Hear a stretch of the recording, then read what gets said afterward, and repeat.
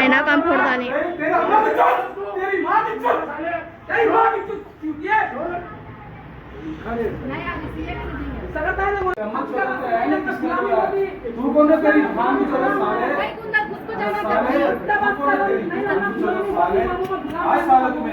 तुम छोड़ तुम मत मारना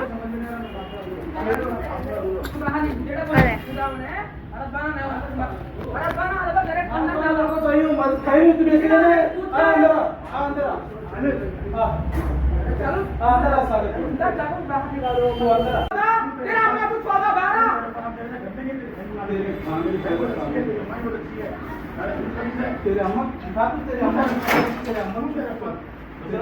गलीज गलीज बातें करते हैं लोग।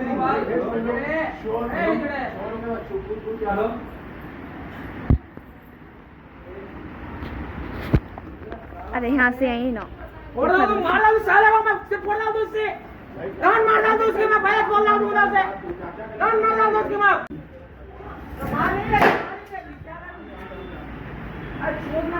मसाला लेको है इनो मसाला लेको है देखो अरे हैमर लेको हैमर भी मसाला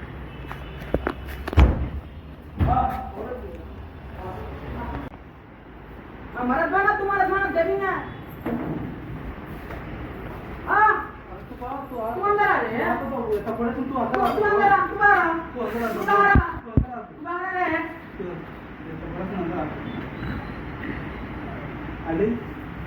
मसाला हैमर लेको है अरे मसाला लेको है देखो मसाला लेको है खुलता दरवाजा थोड़ा खुलता अभी मसाला लाला चिकिया सारा दरवाजा थोड़ा खुलता वो पड़ दिया मसाला लेको जेड़े साले गीता ने जीना जाता नहीं जेड़े साले इको पैदा हुआ रे मर जाता रे कहां तो मुंडा मत के मर जाता रे लड़के बाल अज्जा कहां तो दरवाजा थोड़ा है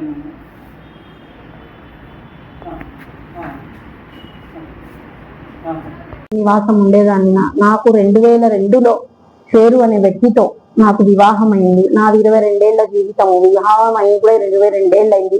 నా కట్నం డబ్బులతో 22 ఏళ్ల క్రితమే మా అమ్మ ₹1,00,000 కట్నం 5 తులాల బంగారం ఇచ్చింది. నా కట్నం డబ్బులతో వాడు సౌదీకి వెళ్ళినాడు. ఈ 2023లో సౌదీకి వెళ్ళినాడు. 2024లో నేను పని చెయ్యలేను అని పోలీసుల అక్కడ సౌదీ గవర్నమెంట్ పోలీసుల నుంచి జైల్లో పడి వాపస్ వచ్చినాడు. వాడు ₹1 నాకు సంపాదించి ఇచ్చిందిలే అంత. వాడు 1 సంవత్సరం ఆ సౌదీలో ఉన్న డబ్బులు వాళ్ళ అక్కకు పంపించేవాడు. కావాలంటే వాళ్ళ అక్క స్టేట్మెంట్ గాని బ్యాంక్ బుక్లు గాని మీరు పరిశీలించవచ్చు. ఈ రోజు 22 ఏళ్ల తర్వాత వాళ్ళు మక్కకు తీసుకుపోయి నాకు విడాకులు తలాక్ అని పిలిచి మళ్ళీ వచ్చినాక మళ్ళీ తలాక్ అని పిలిచి నలుగురిలో అందరి సమక్షంలో అవును నేను విడాకులు ఇచ్చినాను వాడు అంగీకారం చేసినాడు. వాడి రికార్డింగ్ కూడా ఉన్నాయి. అంగీకారం చేసి కొట్టడము తాగడము నానా హింసలు ప్రతి మనిషికి నాకు అక్రమ సంబంధం పెట్టిన వాడేవాడు. ఈ రోజు వాడు పబ్లిక్ వచ్చి చెప్పినా కూడా నేను ఎందుకు షాక్ కావడం లేదంటే ఆ జీవితాంతం నేను విన్న పదం అక్రమ సంబంధ పదం. అందుకే నాకు ఈరోజు షాక్ లేదు. ఎందుకంటే నేను విన్నాను కదా ఈ పదం రొటీను. 22 ఏళ్ల నుంచి వింటూనే ఉన్నా వాడి పదము. అక్రమ సంబంధాలు, అన్నకు అక్రమ సంబంధం, నాయనకు అక్రమ సంబంధం, మామకు అక్రమ సంబంధం, పిల్లలు ప్రతి బావకు అక్రమ. వాడి నోటి నుంచి వచ్చేదే బూతు మాటలు తప్ప మంచి మాటలు రావు. నాకు మా అమ్మ వీడి నుంచి విడాకులు అయిపోయినాక పంచాయతీ తెగినాక కర్నూలులో తీసుకుపోయి విడాకులు వీడితో ధర్మంగా మనం ఇస్లాం పరంగా ఎట్ట అవుతాదో అట్టనే ఇప్పించింది నాకు. విడాకులు ఇప్పించినాక మా అమ్మ 6 నెలలు బతికి ఉండే. నాకు 2వ పెళ్లి చేసినాక 6 నెలలు మా అమ్మ బతికిన వరకు వాడు ఏం చేయలేదు. నాకు గాని పిల్లలకు గాని వాడు ఏం మాట అనలేదు. అమ్మ కాలం అయిపోయినాక పిల్లోళ్ళకి నాకు ఎట్టంతట కొట్టి ఇంటి నుంచి దొబ్బినాడు. సర్లే నాకెందుకు గౌరవం పోతాది కదా అని నేను పెళ్లి చేసుకున్న 2వ భర్తను తీసుకొని వేరే చోట బస్వన్న టెంపుల్ దగ్గర నివాసం ఉండేదాన్ని బాడిగా తీసుకొని. పిల్లోడికి సడన్ గా యాక్సిడెంట్ అయింది. హైదరాబాద్ వెళ్ళినాక యాక్సిడెంట్ అయినాక పిల్లోడు పైన ఎక్కలేడు. నేను పైన ఉన్నానని పిల్లోడు కింద పెట్టినాము. కింద పెడితే పిల్లోడిని నరి రోడ్డుకు రంజాన్ నెల కాదు వాడు తాగడం, ఏ పవిత్రమైన నెల కానీ ప్రతిసారి వాడు తాగి పిల్లోడిని నరి రోడ్డుకు తీర్చినారు. అయినా సరే వద్దు, సంసారం బయటికి రాకూడదు అని కోర్టుకి ఎక్కిన, ఇంజక్షన్ ఆర్డర్ తెచ్చిన, డైవర్స్ పేపర్ ఇచ్చిన, అయినా నేను ఒప్పుకోను. ఇల్లు నాది, ఇల్లు మా అమ్మ నాకు రాసి ఇచ్చిపోయింది. యాడింది నా ధర్మం? ఈ రకంగా వాడు నా మీద ఇంత పెద్ద పెద్ద మాటలు. నా కొడుకు ఎవరో అలి అంట, వాడు ఎవరు అసలు నా మీద ఇంత పెద్ద నిందలా? మా అమ్మ ఉంటుంటే వాడికి మా అమ్మ కాలం అయిపోయిందని ఇన్ని కక్షలు, ఇన్ని కుతంత్రాలు చేసి నన్ను రోడ్డుకి ఎక్కించి అక్రమ సంబంధాలు అంటగొట్టా. వాడి పురుగులు వయసు వస్తావురా నువ్వు.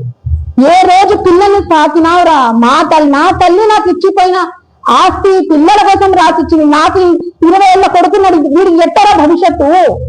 అవును, వీడికి కదరా చెందాల్సింది. నువ్వు సంపాదించినావా చెప్పు? ఏమైనా నీ తండ్రి నుంచి వచ్చిందే? నీ తండ్రి నుంచి వచ్చిందే చెప్పు. నేను అత్తని నోరు మూసుకుంటా. చెప్పు చూపించు. నాకెందుకు ఇంజక్షన్ ఆర్డర్ వచ్చింది? నువ్వు సంపాదించి పెట్టినావా?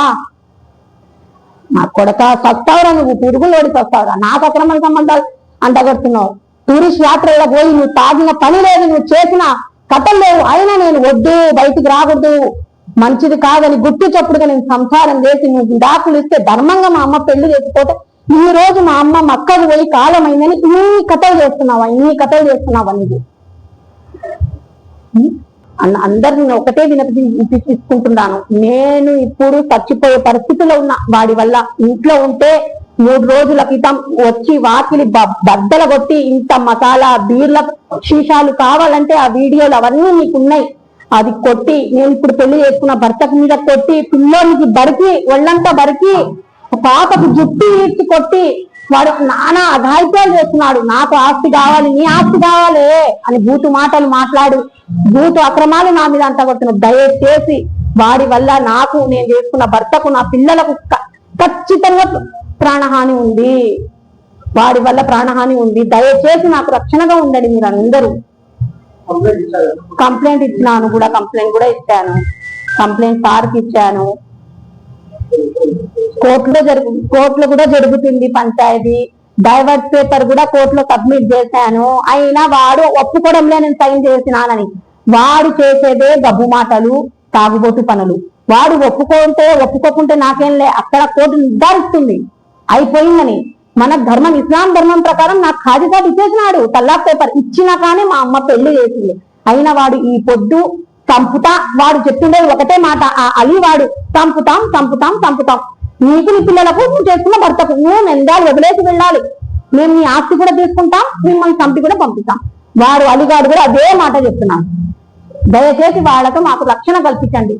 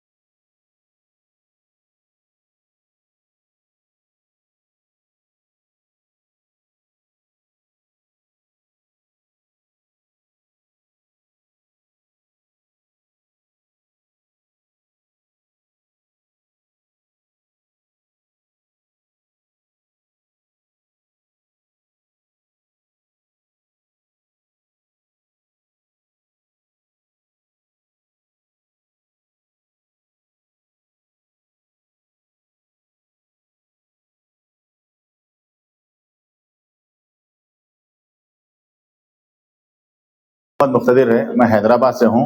2024 मार्च 7 को मेरी शादी हुई थी निकाह हैदराबाद में, और इनके अम्मी अब्बा हमको पसंद करके जो है ना, पूरे इनके रिश्तेदार, इनके तायरे भाई, इनकी बहन भौने सब जने मिलके मेरा वहाँ पर निकाह कराए थे। आके वलीमा भी हुआ था। होने के बाद अब कल रात में जो है ना, हम घर में थे। घर में रहने के बाद जो है ना, शेरू बादशाह उन्होंने रॉड लेके घर में ऊपर नीचे फिर रहे थे। हम जाके बच्चा इन्होंने देखे तो उन्हें ऊपर से गालियां दे रहा था, न्यूसेंस क्रिएट कर रहे थे। मैं ऊपर जाके देखने गया तो मेरे आंखों में मसाला डाले 2 डेज अगो। मेरे आंखों में मसाला डाल के जो है ना मेरे को मारे। उनके भाई खालिद पीछे से आके रॉड से मारे यहाँ पर, यहाँ हमारे पीठ पे पूरे रॉड के निशाना भी है, यहाँ पर पूरा कतरे, इधर भी कतरे मेरे को। और उसके बाद जो है ना फिर हमारे अंसारी भाई मोहिद्दीन भाई के भाई आके जो है ना उनको जहाँ को वहाँ करके भिजा दिया। मैं से आंध्र प्रदेश पुलिस से मैं इंसाफ चाह रहा हूँ और हमारे हक में जो है ना इंसाफ करिए। ये जो दौर्जन्म है, यहाँ का जो जुल्म है इनके जुल्म को कम करिए। इन ऐसे रॉडी शीटरों को प्रमोशन मत दीजिए। और वन टाउन पुलिस सीआई से मैं स्पेशली रिक्वेस्ट करता हूँ और एसपी साहब से मैं रिक्वेस्ट करता हूँ नंदियाल के कि इनके ऊपर सख्त से सख्त एक्शन लीजिए।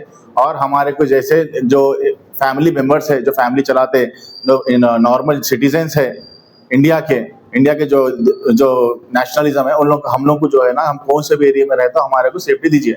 हैदराबाद का है बल्कि नंदियाल में नहीं, नंदियाल का बल्कि हैदराबाद में नहीं। लॉ, इंडियन लॉ सबके लिए एक है और हर जगह हर इंसान को जीने की हक है पूरा इसके अंदर।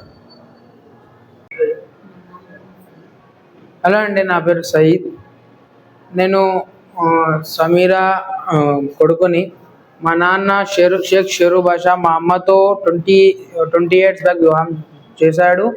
అండ్ 20 yearsలో ఒక్కరోజు గల తాగకుండా లేడు. ప్రతిరోజు తాగడం, కొట్టడం, మా అమ్మకి నాకి, నేను పుట్టిన తర్వాత నాకు కూడా కొట్టడం, చిన్న చిన్న విషయాల్లో అన్నం బాగాలేదని కొట్టడం, నీళ్లు పచ్చిగున్నాయని కొట్టడం, ప్రతి చిన్న విషయంలో కొట్టడం, దౌర్జన్యం చేయడం చేశాడు. ప్రతి ఒక్క చిన్న వస్తువు నేను వేసుకున్న బట్టల కాడ నుంచి తొడుక్కునే షూస్ వరకు కూడా మొత్తం మా అమ్మనే నాకు చేసేది. మా అమ్మ చెయ్యి మంచిగా ఉందని ఏందో అంతరాలు వేసి నాకు తాకింది. అది కూడా లాక్కోవడానికి ట్రై చేస్తున్నాడు. అండ్ మా అమ్మ మీద అలిగేషన్స్ పెడుతున్నాడు. వాడు అలీ అంటే ఎవడో వాళ్ళు కలిసి అలిగేషన్స్ పెడుతున్నాడు. అసలు వాడికి వేరే వాళ్ళ లైఫ్లో దుడ్డంగా అసలు వాడికి హక్కే లేదు. వాడు ఎవడు అసలు వాడికి నేనేం చెప్తున్నా అంటే, ఫస్ట్ నువ్వు నీ లైఫ్ చూసుకో, వేరే వాళ్ళకి చూసే అవసరం లేదు. ఇంకో మాట ఏం చెప్తున్నా అంటే, నా ముందరే మా మామ ముందరే మా అత్త అందరి ముందు, అవ్వ అందరి ముందు విడాకులు జరిగింది. దానికి మెయిన్ సాక్షులు నేనే, కొడుకు కాబట్టి నేనే మెయిన్ సాక్షి. నేను ఇంత పెద్ద ఉన్నాను, నాకంతా అర్థమవుతుంది. ఐ మెచ్యూర్ నౌ, నాకంతా ఏం జరుగుతుందని అర్థమవుతుంది. నేను ఎందుకు ఒప్పుకుంటా అమ్మ పెళ్లి చేసుకుంటుంటే? ఆయన 20 years నాకి, మా అమ్మకి, మా చెల్లికి నరకం చూపిస్తేనే కదా నేను ఇంత ఒప్పుకునేది. ఆఖరికి మా నానమ్మకి కూడా పచ్చి బూతులు. ఎంత పచ్చి బూతులు అంటే, ఒక మనిషి వేరే ఒక ఆడదానికి చెప్పలేని అంత మాటలను చెప్పిన్నాడు. అన్ని మాటల తర్వాతే విడాకులు జరిగింది, పెళ్లి జరిగింది. పెళ్లి తర్వాత కూడా 2 years వరకు మంచిగా ఉన్నాడు. ఆ 2 yearsలో అలీ పరిచయం లేడు, మంచిగా ఉన్నాడు. ఎప్పుడైతే అలీ పరిచయం అయ్యాడు, అలీ వాడికి ఇలా గొడవ పడాలి, ఇలా కొట్టాలి, ఇలా చంపాలి అని చెప్పిన తర్వాత ఆయన కొట్టడం, తిట్టడం, వార్నింగ్ ఇవ్వడం చేస్తున్నాడు. అండ్ నిన్న రాత్రి ఏం జరిగిందంటే, ఫస్ట్ ఆఫ్ ఆల్ మధ్యాహ్నం వచ్చాడు, మధ్యాహ్నం గొడవ జరిగింది, మొత్తం సాల్వ్ అయిపోయింది. అండ్ మళ్ళీ సాయంత్రం వచ్చి వేరే ఇంట్లో మీద పైనుంచి మా ఇంట్లో దుంకి పైన ఉన్న తాళం మీరగొట్టి లోపల వెళ్ళి గడ వేసుకున్నాడు. గడ వేసుకున్న తర్వాత అక్కడికి కొంచెం ఆర్గ్యుమెంట్ జరిగింది, అక్కడికి సాల్వ్ అయిపోయింది. దాని పైన మేము కింద ఉన్నాము. రాత్రి 1:30కి ఏడ్చేటట్టు ఫుల్ సౌండ్ వస్తుంది, ఎవరినో గొంతు పట్టి పిసుకునేటట్టు ఫుల్ సౌండ్ వస్తుంది. నేను వెళ్ళా చూడ్డానికి ఏం జరుగుతుందని. నా వెనకాల నా ప్రొటెక్షన్కి అమ్మ ఆయన వచ్చారు. అండ్ ఎందుకంటే నాకు 2 months బ్యాక్ రాడ్ వేశారు కాబట్టి ఆయన ఏమైనా జరిగితే మళ్ళీ నా లెగ్ ఫ్రాక్చర్ అవుతుందా అని భయంతో మా అమ్మ వచ్చింది. నేను వెళ్ళినా ఎంబడ నీళ్ళలో మసాలా కలిపి నా ముఖం మీద చెల్లి సుత్తిలు అన్ని బయట విసిరి, మా మీద ఇసిరి, నన్ను కొట్టి, మా అమ్మని కొట్టి, అందరినీ కొట్టి హాస్పిటల్లో మేము అడ్మిట్ అయ్యాము. నిన్న మీరు హాస్పిటల్ రిపోర్ట్స్ చూసుకోవచ్చు. నాకు కూడా కాళ్ళ మీద కొట్టబోయాడు. నాకు ఆల్రెడీ 2 months అయింది జస్ట్ కాల్లో రాడ్ వేసి. నాకు అక్కడ నా రోడ్లో కూడా ఫుల్ పెయిన్ వచ్చింది. నేను పెయిన్ కిల్లర్స్ తిన్న తర్వాత ఇప్పుడు రిలాక్స్ ఉంది. అయినా కానీ లిటిల్ పెయిన్ ఉంది. నాకు చంపుతా, నరుకుతా, నీ ముక్కలు చేస్తా అని చెప్తున్నాడు. ఆయన నాన్న అని చెప్పే అర్హత కోల్పోయినాడు. అసలు ఒక్కడు కూడా నాన్న అని పిలిచే అసలు కొంచెం కూడా ఆయనకి క్వాలిటీస్ లేవు అసలు. నేనేం కోరుతున్నా అంటే, అందరూ మమ్మల్ని రక్షణ కల్పించండి అని అందరూ మమ్మల్ని జస్టిస్ ఇవ్వండి.